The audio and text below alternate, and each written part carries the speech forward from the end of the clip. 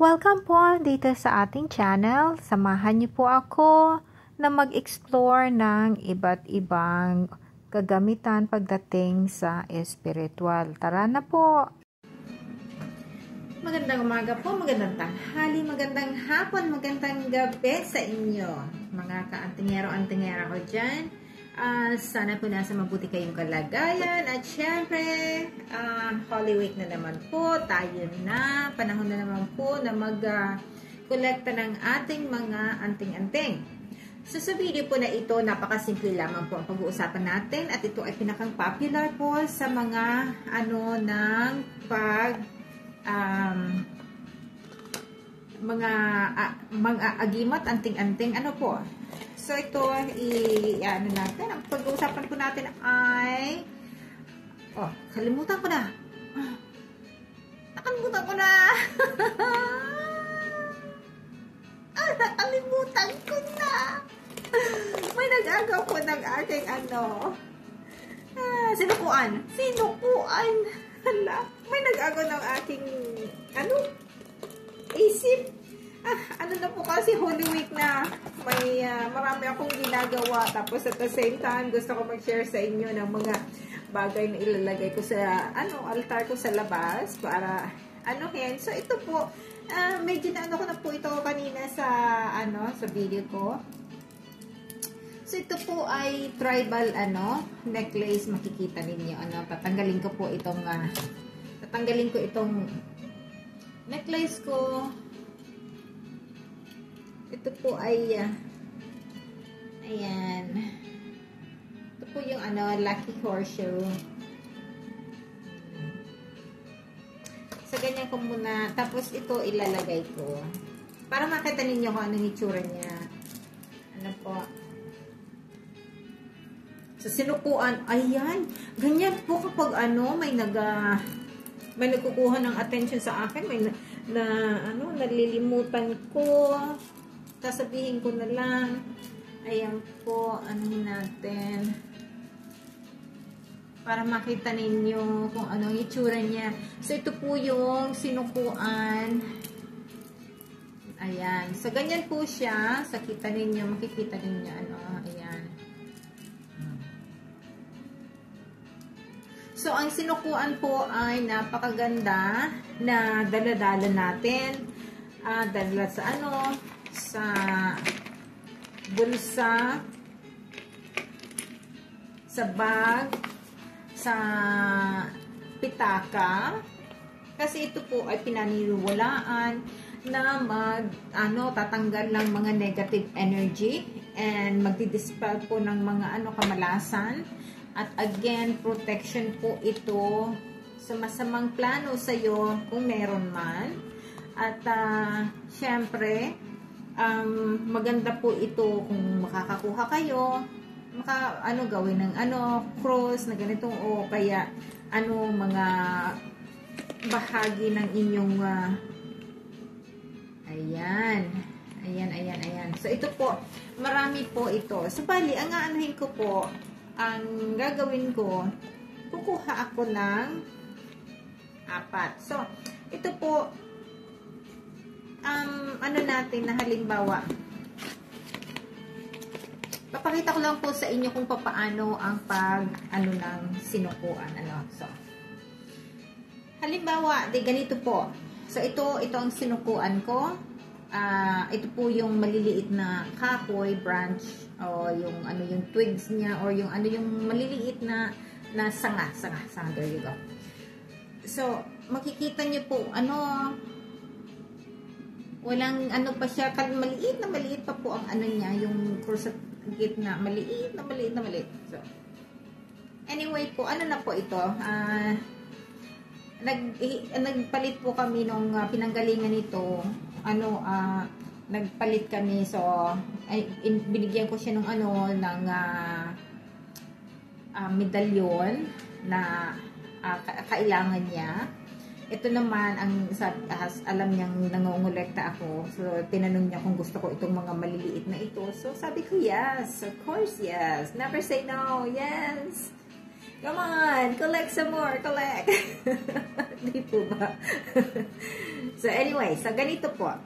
So kung ito po ay ilalagay ko sa aking bulsa, ang gagawin ko po ngayong Holy Week, ito po ay example lamang kasi ito ay tapos na. Ano po? So, pero yung ginagamit ko po, nakatago. Siyempre, hindi ko, ito ay, ko lamang, ito pinakita ko sa inyo kasi ito ay ginagamit ko rin pag lalabas ako.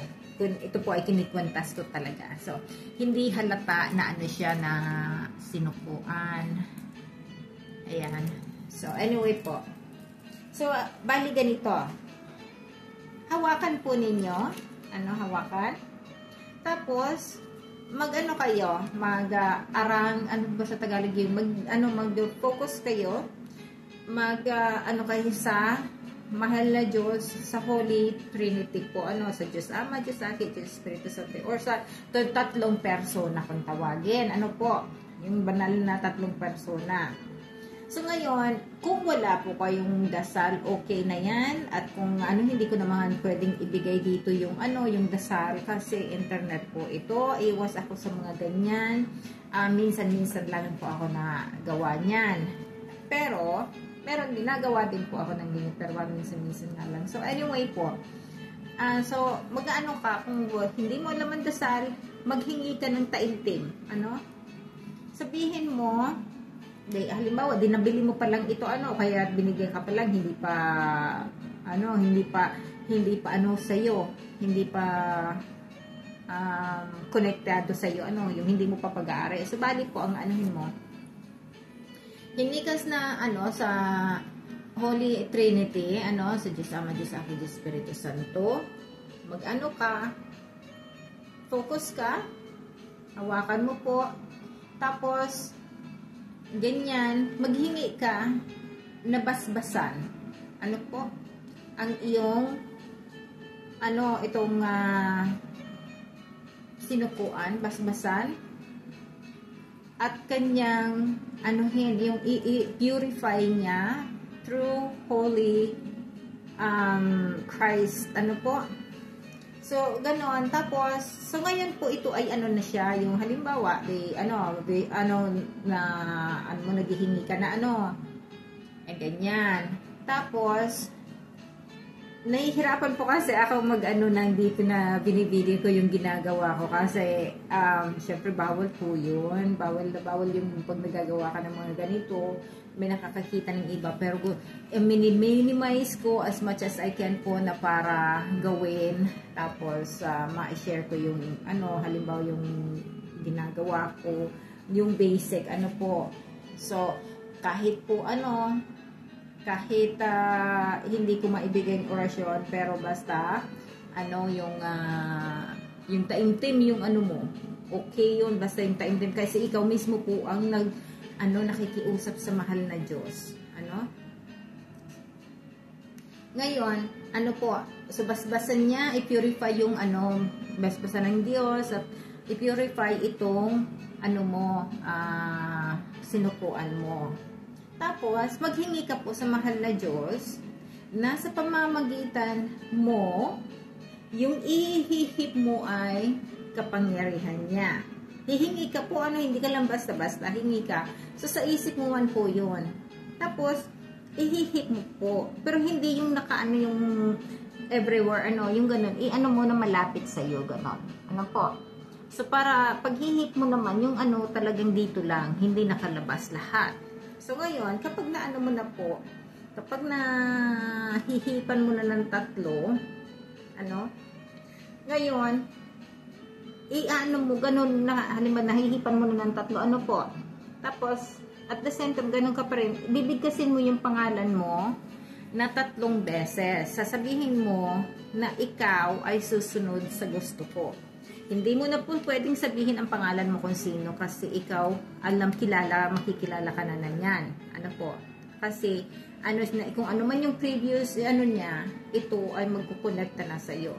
So, banggitin mo po yung na siya ay magsusunod na sa gusto mo. So, ngayon, kung ano man yung gusto mo, hindi ba lang po iiwanan mo sa gano'n na, na sentence, Kasi, syempre maraming gusto natin, malilito din po yan. So, sa halimbawa, sabihin natin na, ikaw ay magdadala ng swerte sa akin umpisa ngayon. Ganun po, pasensya na kayo sa Tagalog ko kasi medyo bulol. Yung mali-mali ang Tagalog ko. Pero I'm sure na nagigets po ninyo. So, ngayon, ganyan po. Pag natapos na po yung gusto mong sabihin na sundin ka, i-again po, hihipan mo po ng 3 beses. Ngayon, pagkatapos ng 3 beses, magbanggit ka po, magbanggit ka ng salita na ikaw lamang ang nakakaalam. Hindi po yan magic words na galing sa iba, galing sa internet, galing po sa inyo. Halimbawa, sasabihin ko, nakita ninyo na nagpasok sa isip ninyo ang salita na, halimbawa, hirap ako magsabi ng salita. Ay, hirap. So, halimbawa, basta nakaisip kayo ng salita. Yung salita po na yun ang magiging susi mo. Yun ang magiging susi mo dahil dito. So, kaya wala pong ibang makakapagbukas nito kundi ikaw lamang. Kahit ang dasal po nito na ilagay mo, halimbawa, marunong ka magdasal, pareho ng magdasal sa internet, pareho ng dasal na nangbigay sa'yo.